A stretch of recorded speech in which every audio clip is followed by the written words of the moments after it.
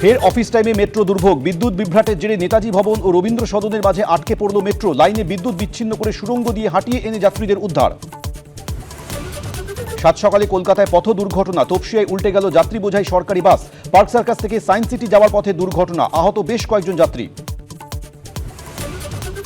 অস্ত্র নিয়ে ঢুকেছিল পুলিশ, বাধা দিলে মৃত্যুও হতে পারত অফিসারদের। আইপ্যাক তল্লাশিকাণ্ডে সুপ্রিম কোর্টে ইডির পিটিশনে ছত্রে ছত্রে মুখ্যমন্ত্রীর নাম।